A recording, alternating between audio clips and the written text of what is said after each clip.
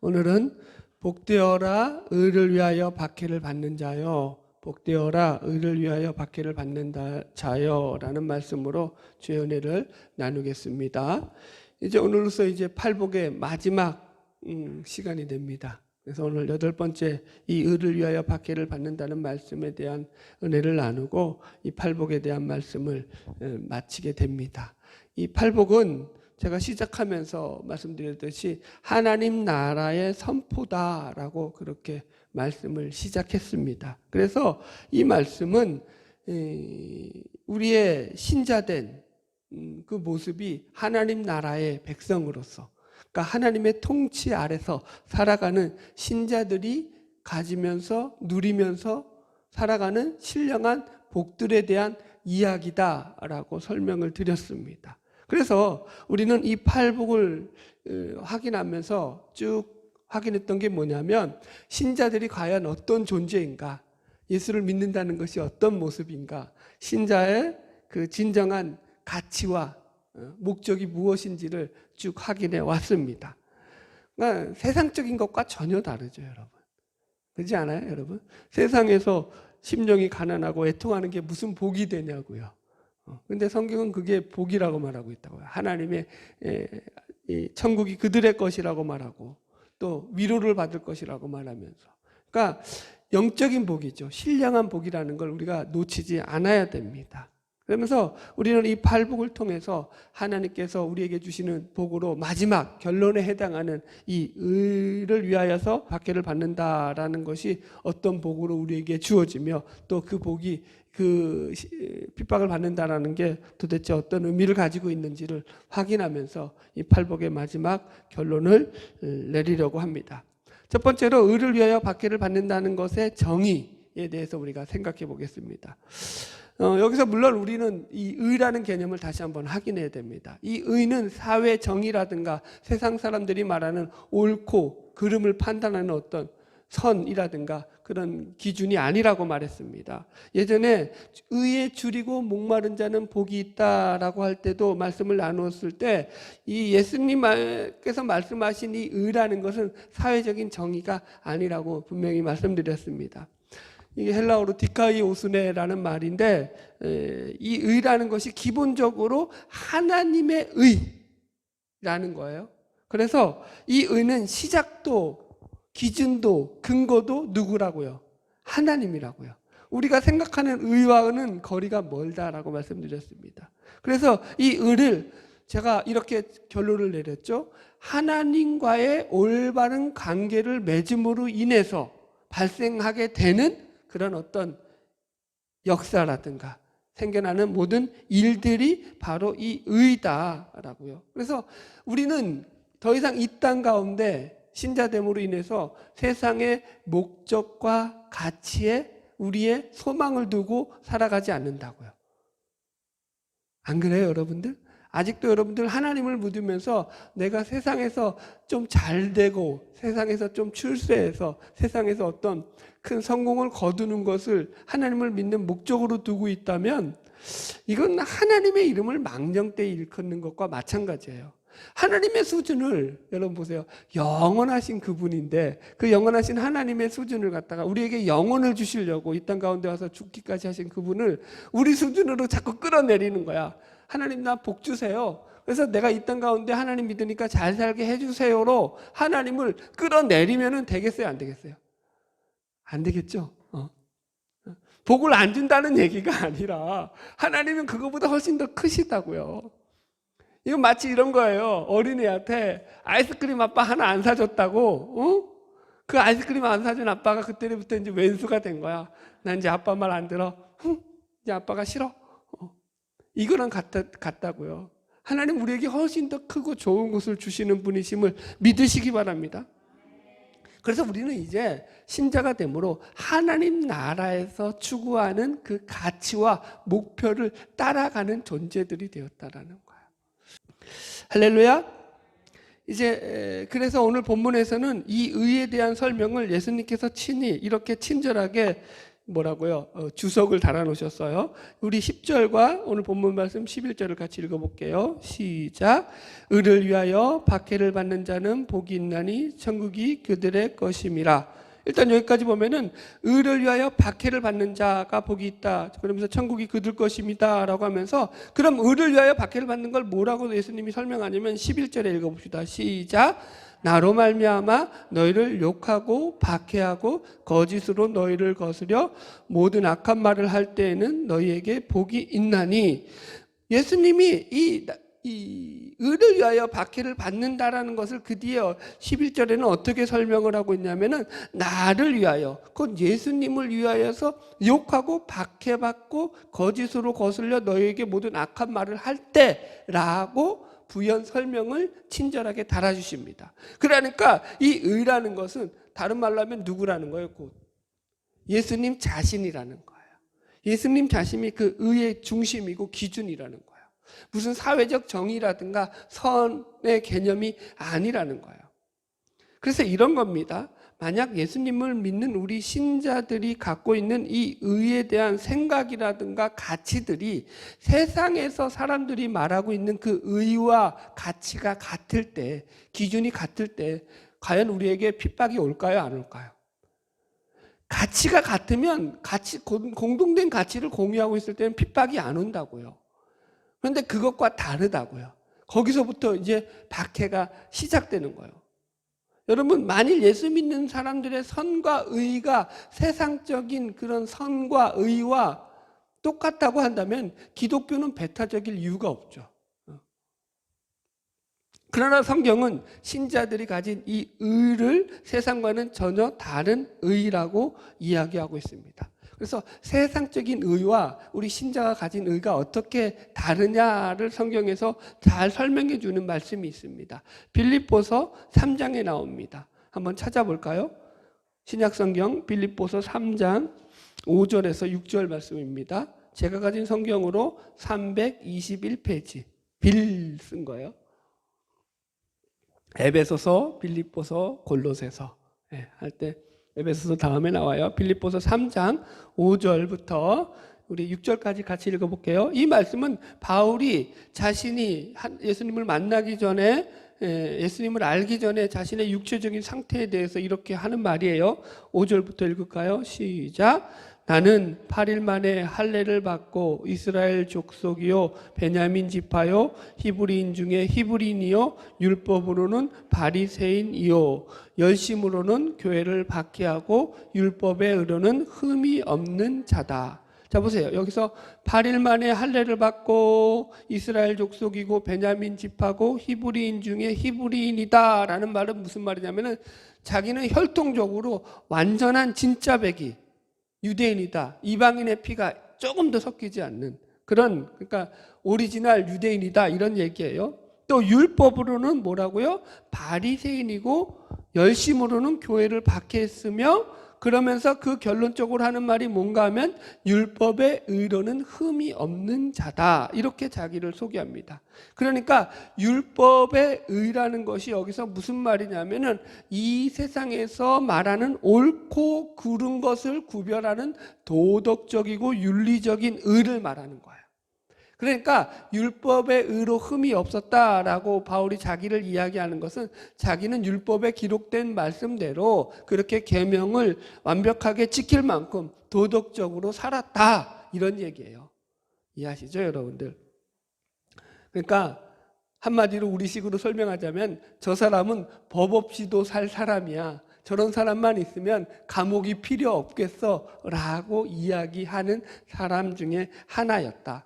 그렇게 세상에서 말하듯 정의롭고 윤리적이고 도덕적으로 선하게 살았다 이런 얘기예요, 여러분. 이것이 세상에서 말하는 의라는 거죠. 물론 이런 삶을 살아야 됩니다. 그러나 이것이 성경이 말하는 의는 아니라는 것을 제가 지금 설명드리는 거예요. 자, 7절로 계속 가봅시다. 시작. 그러나 무엇이든지 내게 유익하던 것을 내가 그리스도를 위하여 다 해로 여길 뿐더러. 자, 보세요. 이제는 예수님을 믿고 난 뒤에 그의 가치관과 세계관이 변했어요. 그래서 그 시작이 그러나로 시작됩니다. 그러나로 어떻게 변했냐면은, 예전에는 내가 율법의 의를 지키는데 나의 삶의 목표를 두고 살았던 사람이다. 그죠? 그런데 그러니까 도덕적으로 무슨 죄를 짓지 않고 잘못을 범하지 않는 것이 최고의 삶이다라고 생각을 했는데, 그러나 이제는 내가 무엇이든지 내게 유익하던 것, 내게 유익하던 게 뭐죠? 율법의 의. 내가 율법대로 사는 그것을 다 이제는 내가 그리스도를 위하여서 뭐로 여긴다고요? 해로 여긴다고요. 그게 자기에게 나쁜 것이 됐다고요. 그냥 아무것도 아닌 것 정도가 아니라 나쁜 것으로 여긴다고요. 자, 8절 계속 읽읍시다. 시작. 또한 모든 것을 해로 여김은 내 주 그리스도 예수를 아는 지식이 가장 고상하기 때문이라. 내가 그를 위하여 모든 것을 잃어버리고 배설물로 여김은 그리스도를 얻고. 보시죠. 여기서는 그 의를 뭐까지 여긴다고요? 배설물로까지 여긴다라고 말하고 있어요.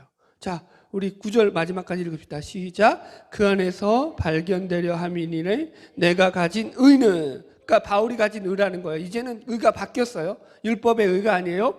율법에서 난 것이 아니요 오직 그리스도를 믿음으로 말미암은 것이니 곧 믿음으로 하나님께로부터 난 의라. 여러분, 그러니까 의가 바뀌었다고요. 의의 기준이 세상적인 그렇게 어떻게 도덕적으로 선하게 사는 것에서 이제는 어떻게 바뀌었다고요? 예수 그리스도로만 말미암은 하나님의 의, 예수 그리스도 안에서만 나타나는 하나님의 의로 의의 기준이 바뀌었다라는 거예요. 그러니까 이전에는 율법의 의를 성취하기 위해서 노력하면서 열심히 살았는데, 그리스도를 만난 이후에 이제는 이것들이 다 자신에게 해로운 것이 되었다. 왜 그게 해로운 것이 되었느냐? 오히려 그런 자기 의가 예수 그리스도를 믿는 데 있어서는 걸림돌이 되고 장애물이 되었기 때문이다. 여러분, 그래서 바울의 결론이 뭐냐면은, 자기가 가진 의는 율법의 의가 아니라 오직 예수 그리스도를 믿음으로 말미암아 우리에게 생겨난 하나님께서 주신 하나님의 의다. 누구의 의라고요? 하나님의 의. 그걸 지금 결론으로 내리고 있습니다. 그래서 우리 신자들이 가진 의라는 게 본질적으로 이 의라고요. 무슨 의라고요? 하나님의 의. 누구로부터 말미암은 의? 예수 그리스도로부터 말미암은 의. 그러니까 예수님이 의의 모든 뭐예요? 본질이 되시는 거예요. 그분으로부터만 나오는 거예요. 그분으로부터 나오지 않는 건 의가 아니라는 거예요. 여러분, 자, 우리 그러면 여기서 이런 생각을 해봅시다. 왜 율법의 의로는 안 되느냐? 그러면은 왜 율법의 의는 온전하게 우리를 의롭게 이끌어갈 수 없느냐라는 문제를 생각해 봐야 돼요. 이것도 중요한 말씀이니까 찾아볼까요? 로마서 3장 19절.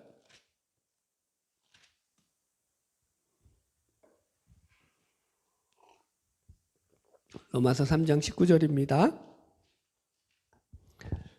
242페이지 제가 진 성경 로마서 3장 19절 242페이지 19절부터 20절까지 쭉 읽읍시다. 시작. 우리가 알거니와 무릇 율법이 말하는 바는 율법 아래에 있는 자들에게 말하는 것이니 이는 모든 입을 막고 온 세상으로 하나님의 심판 아래에 있게 하려 함이라. 그러므로 율법의 행위로 그의 앞에 의롭다 하심을 얻을 육체가 없나니 율법으로는 죄를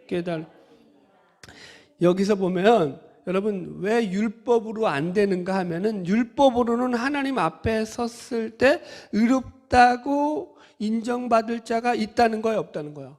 없기 때문이다, 이렇게 말한다고요, 여러분. 그래서 20절, 율법 행위로 그의 앞에 의롭다 하심을 얻을 육체가 없다는 거예요. 그래서 율법으로는 뭐만 깨닫는다고요? 죄만 깨닫는다 이렇게 나온다고요. 그러니까 이런 거예요. 어느 인간도 살면서 죄를 안 짓고 사는 인간은 없다고요. 그래서 성경은 의인이 없나니 하나도 없다라고 말하고 있으며 모든 사람이 하나님 앞에서 죄를 범하였음에 라고 선포하고 있다고요.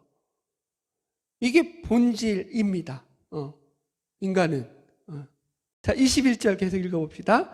시작. 이제는 율법 외에 하나님의 한 의가 나타났으니 율법과 선지자들에게 증거를 받은 것이니라. 보세요. 율법 외에 다른 의가 나타난 거예요. 이제는 율법의 의가 아니라고요. 그죠? 그래서 그 의가 뭐냐 해서 22절 시작. 곧 예수 그리스도를 믿음으로 말미암아 모든 믿는 자에게 미치는 하나님의 의인이 차별이 없느니라. 보세요. 이 하나님의 의를 설명하는데 똑같이 설명하죠. 아까 우리 빌립보서 3장에서 읽었듯이 뭐로부터 시작한다고요? 예수 그리스도로 말미암아 시작되는 의라고요. 그걸 우리는 믿음이라고 말하고 있다고요. 그래서 그게 하나님의 의라고요. 자, 보세요. 그 의를 어떻게 하나님의 의라고 설명하고 있냐면 23절, 24절에 이렇게 나와요. 모든 사람이 죄를 범하였음에 하나님의 영광에 이르지 못하노니 그리스도 예수 안에 있는 속량으로 말미암아 하나님의 은혜로 값없이 의롭다 하심을 얻은 자 되었느니라. 보세요.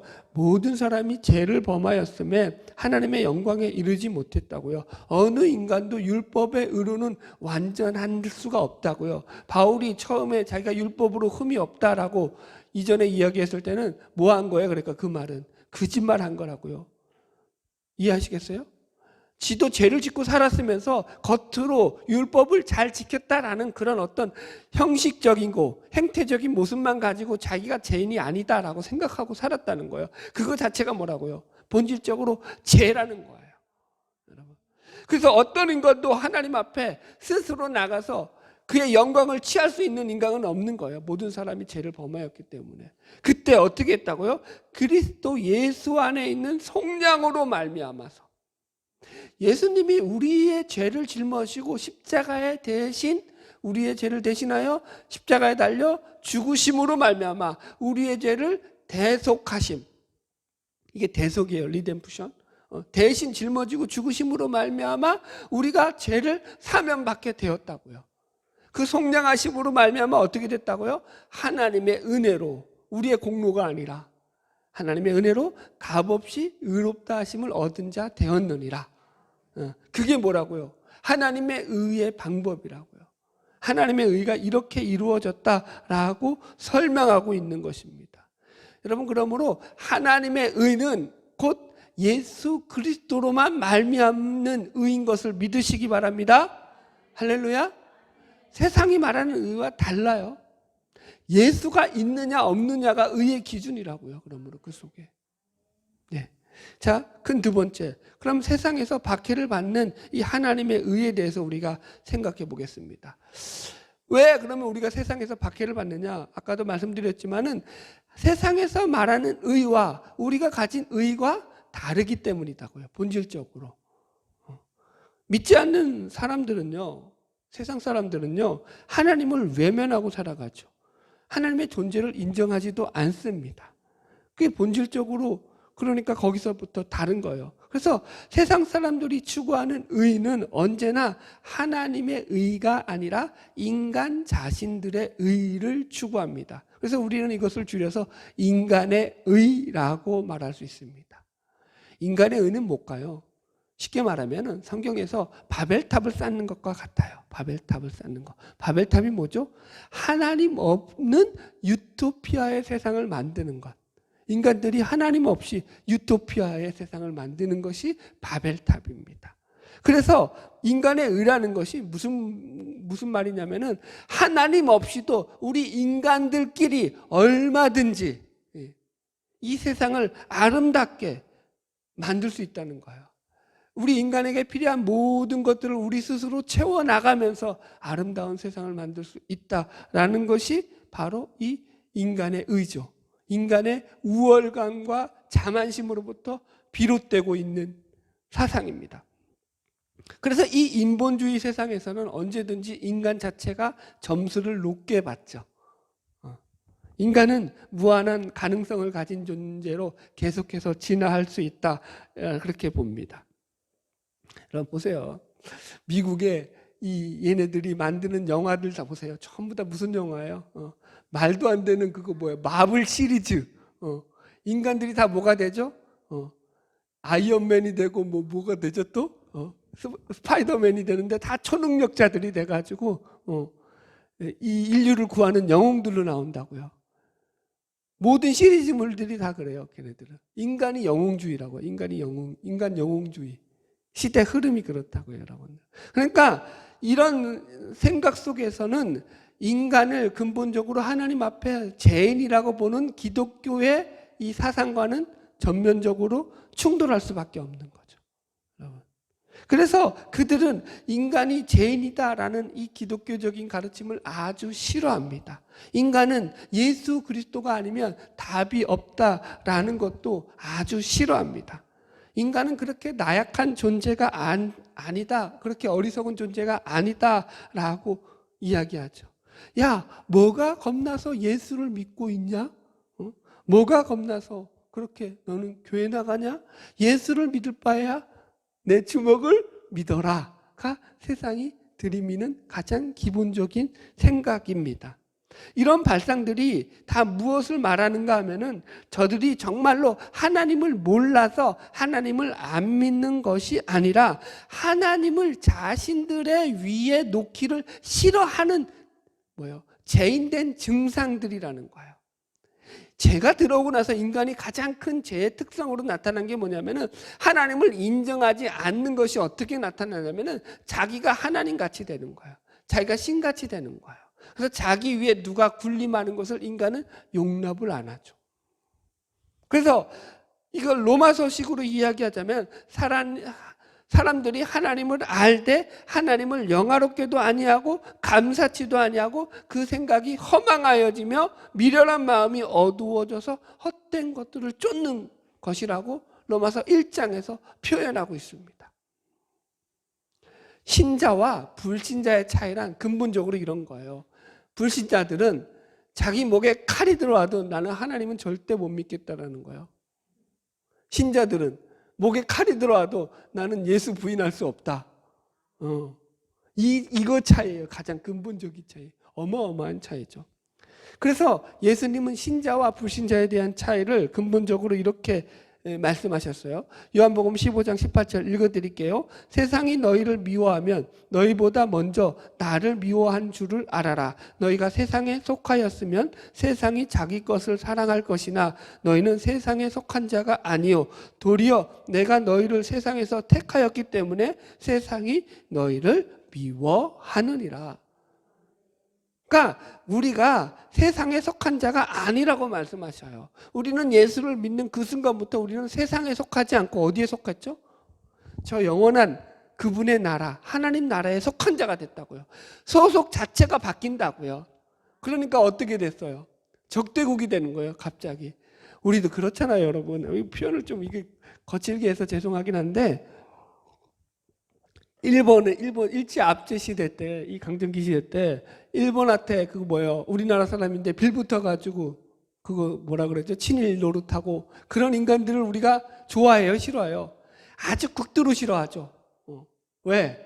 민족의 배반자라고 생각한단 말이에요. 그러니까 세상 편에서 본다면 우리 신자들은 그런 입장이에요. 그러니까 믿겠어요, 안 믿겠어요? 미울 수밖에. 이게 영적인 얘기예요. 이걸 또 이해 잘못하시면 안 돼요. 영적으로 그렇다라는 거예요. 원리가.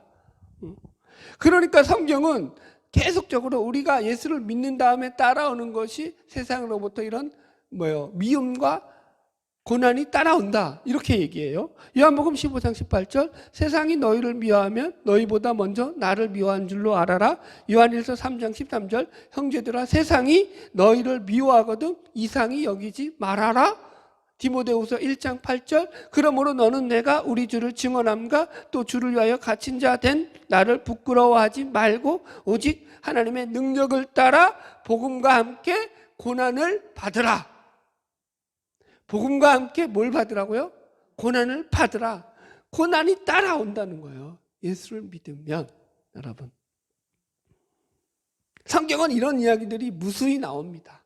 여러분, 그래서 우리는 예수님을 믿는 그 순간부터 세상과 짝할 수 없는 존재가 되었기 때문에 어쩔 수 없이 그들과 반목하는 관계에 있을 수밖에 없다라고 성경이 지적합니다.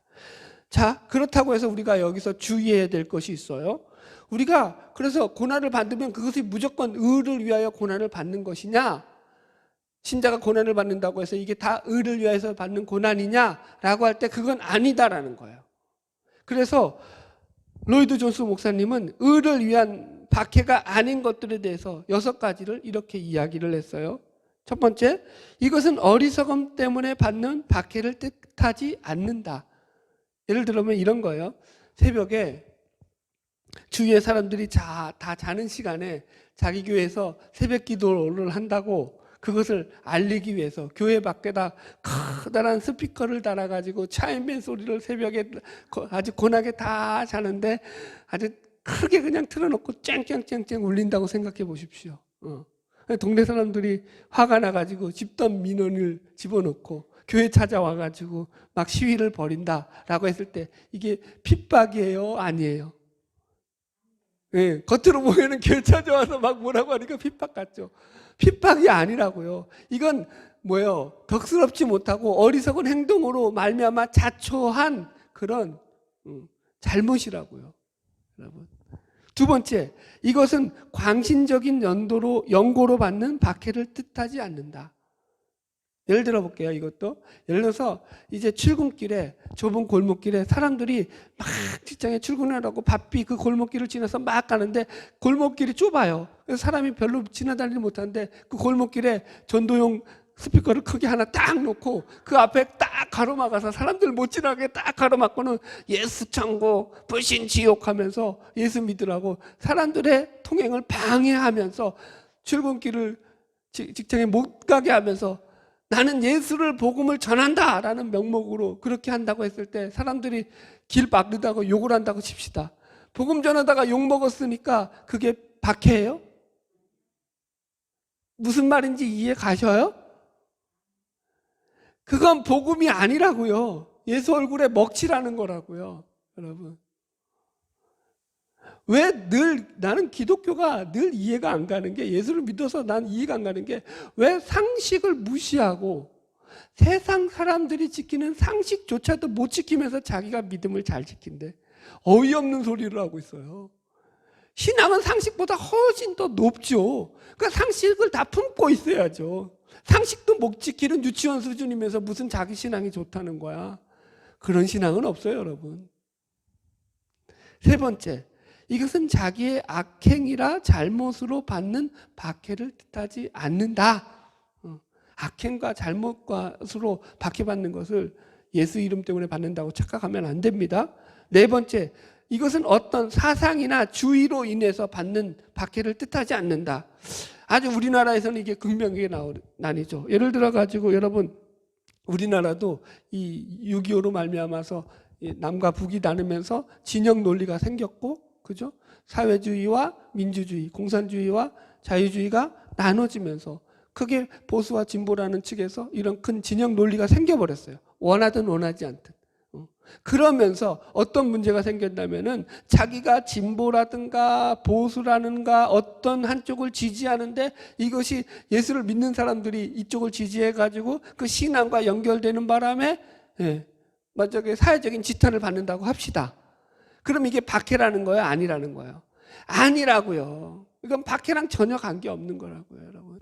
이제 다섯 번째, 이것은 종교적, 정치적 이유 때문에 받는 박해를 뜻하지 않는다. 앞에 것과 비슷합니다. 넘어갈게요. 여섯 번째, 이것은 선하고 고상하고 자기 희생적이기 때문에 받는 박해를 뜻하지 않는다. 자, 쉽게 설명하겠습니다. 무슨 얘기냐? 자기가 예수님 때문에 받는 박해가 아니라 예수 그리스도 때문이 아니라 자기의 어떤 주장이라든가 명분을 가지고 받는 박해다라고 한다면 그것이 아무리 선하고 고상하고 희생적일지라도 그것은 박해다 아니다라는 거예요.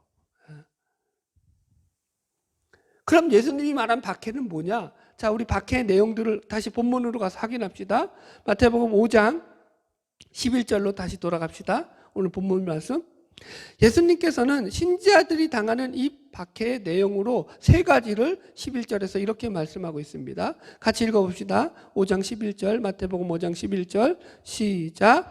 나로 말미암아 너희를 욕하고 박해하고 거짓으로 너희를 거슬려 모든 악한 말을 할 때에는 너희에게 복이 있나니. 무조건 기초는 뭐예요? 나로 말미암아요. 예수로 말미암아야 되는 거예요. 이거는 이게 가장 본질이에요. 베이스예요. 그 속에서 예수 때문에 받는 게 아니라면 그건 박해가 아닌 거예요. 그러면서 첫 번째가 뭐냐면 예수로 말미암아 욕을 받는다는 거예요. 욕하고. 그렇죠? 그래서 이 욕하다라는 말이 오네이디조라는 말로서 책망하다, 욕하다, 모욕하다라는 뜻으로서 이 말은 상대방의 약점이나 허물을 들추어서 험담하거나 공격하는 언어 폭력을 말합니다. 그러니까 이 표현대로 하자면 세상의 입장에서 볼 때 우리 예수 믿는 사람들은 예수님은 믿는 그 순간부터 세상의 약점을 잡혀 사는 자들이다, 이런 뜻이 됩니다. 무슨 약점이냐 하면은 상대가 칼을 들고 죽이러 나온다고 해서 우리도 똑같이 칼을 들고 싸울 수는 없는 존재로 약점이 잡혔다고요. 세상 쪽에서 볼 때는 자신들의 공격에 대해서 우리는 어떤 반격도 취할 수가 없다라는 입장에서 그들이 볼 때는 맹꽁이 같은 거죠. 그게 세상에서는 약점이 될 수 있습니다. 그러나 우리 쪽에서는 그게 뭐라고요? 하나님이 우리에게 주신 은혜라는 거예요. 여러분, 우리 신자들은 세상적으로 보자면은 예수님을 믿음으로 말미암아 세상에 다 꼬투리 하나씩은 잡히고 살아간다고요. 예수를 믿기 때문에 우리는 더 이상 뭘 못 내죠? 성질을 부리거나 화를 내거나 욕심을 우리가 부리고 싶은 대로 부리면서 살아가지는 못해요. 그러면 예수가 증거되지 않기 때문입니다. 이해 가시죠? 여러분? 예. 두 번째 내용은 뭐냐? 예수님을 인하여서 나로 말미암아 너희를 욕하고, 두 번째는 너희를 박해한다라고 해요. 박해하고. 그래서 두 번째는 박해를 받는다는데, 이 박해받는다는 말도 조금 설명이 필요해요. 그냥 단순히 두들겨 맞고 욕을 먹고 해를 입는 것, 물론 맞습니다만 좀 더 그 내용적인 의미로 보면은 어떤 의미가 있냐면, 이게 헬라어 디오코라는 말로 재촉하다, 빠르게 움직이다, 이런 말이에요. 그래서 이 말이 파생되어서 나온 게 뭐냐면은 추격하다, 쫓아가다, 이런 뜻이에요. 그런데 이 박해받다, 박해를 한다라는 것이 어떤 개념으로 나오냐면은, 그러니까 예를 들어 가지고 이 범인을 경찰이 쫓아가는 거 있잖아요. 범인이 경찰을 막 쫓아갈 때 범인이 막 도망가는 것과 같은 것이 박해를 받는 거예요. 그러니까 우리식으로 말하자면은 신자가 마치 이 죄인의 삶처럼 도망 다니는 삶을 가진다라는 것이 이 본문의 의미예요. 제가 그래서 이 디오코라는 말을 알고 나가지고 한참 고민을 했습니다. 이게 이해가 안 되는 거예요, 제 머리로. 도대체 우리가 무엇에 쫓긴단 말이냐? 세상을 피해서 도망친다라는 거냐? 그러면은 예수님께서 너희는 세상의 빛이고 소금이다라는 말과 충돌이 되니까 세상으로부터 도망친다는 건 말이 안 돼요. 그러면 뭐 하나님께로부터 도망쳐서 쫓기는 거냐? 그건 더더욱 말이 안 되죠. 신자가 됐다는 것은 이제 하나님에게 점점점 나아가는 삶인데, 하나님은 더군다나 우리에게 저기를 갖지 않고 있거든요. 그러니까 하나님에 쫓길 수가 없는 거예요. 그러니까 한참 동안 이게 도대체 뭐에 대해서 쫓기는 것인가를 묵상하다가 이러한 결론을 냈죠. 우리가 쫓긴다라는 것은, 그러니까 죄, 세상이 가지고 있는 죄, 그죠? 세상이 가지고 있는 탐욕, 이런 것들로부터 우리가 점점점 멀어지게 된다라는 것으로 저는 잠정적인 결론을 내렸습니다.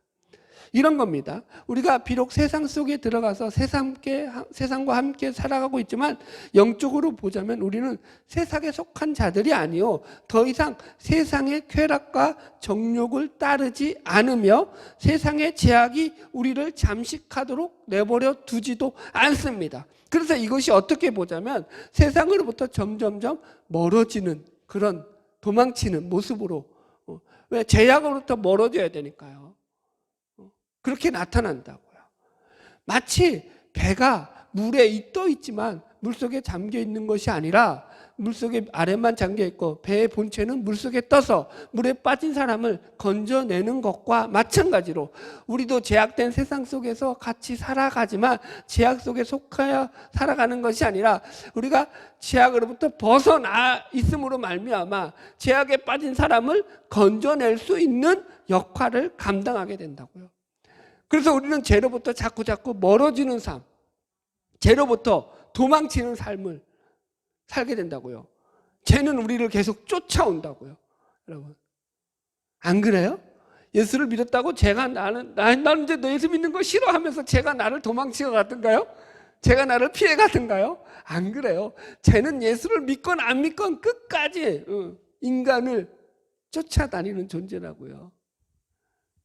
여러분, 그러므로 우리는 늘 예수 그리스도로 말미암아 죄로부터 멀어져 가는 자들임을 기억하시고 세상에 속한 자들이 아니요 세상의 빛과 소금으로 살아가는 저와 여러분 되시기를 주님의 이름으로 축복합니다. 세 번째는 마지막으로 여기 거짓으로 너희를 거슬려 모든 악한 말을 한다 이렇게 나와요. 이게 세 번째 박해의 내용이에요. 그러니까 거짓으로 너희를 거슬려 모든 악한 말을 한다라는 것에서 여기서 모든 악한 말을 한다는 것은 앞에서 지금 욕하다라는 말과 의미가 비슷하기 때문에 저는 거짓으로 말하는다라는 이 부분에 좀 더 초점을 맞춰서 이 부분을 해석했습니다.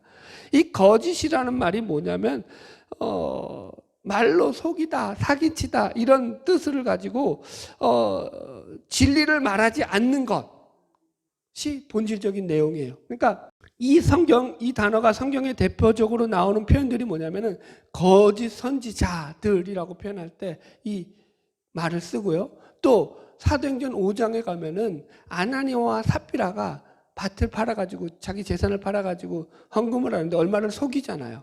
그래서 바치니까 베드로가 그것을 알고 아나니아에게 이러잖아요. 너가 성령을 속이고 땅값을 감출 수 있느냐라고 하면서 성령을 속이다라고 말할 때 쓰는 말이 이 본문의 이 거짓이에요. 거짓.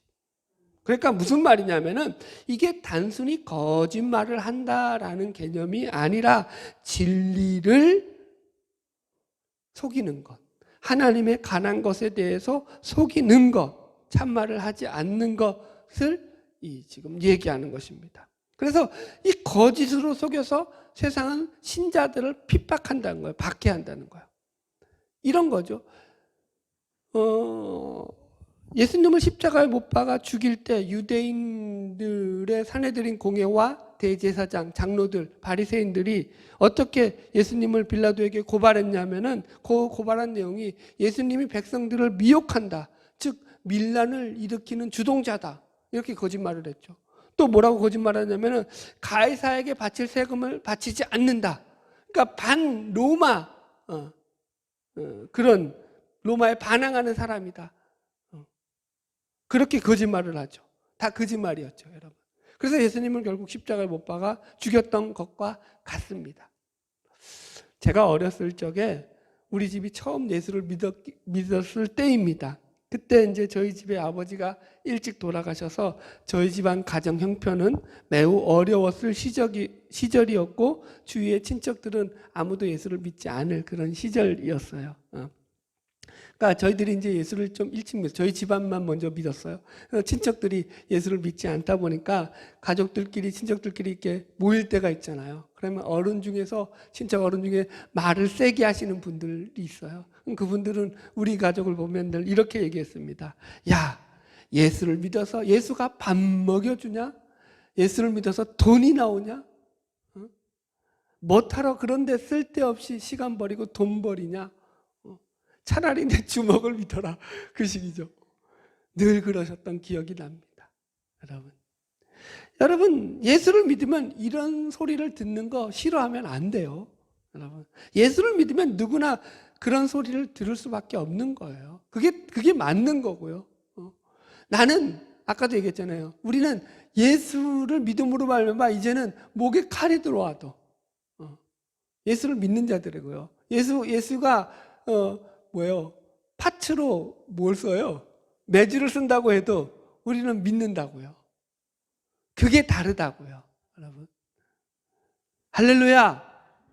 이제 결론으로 의를 위하여 박해를 받는 자에게 예수님께서 약속하신 복에 대한 말씀을 읽어보고 말씀을 정리하겠습니다. 우리 10절 말씀 같이 읽읍시다. 의를 위하여 박해를 받는 자는 복이 있나니 천국이 그들의 것이며, 천국이 그들의 것임이라고 약속하고 있죠. 12절도 이렇게 말하고 있어요. 시작.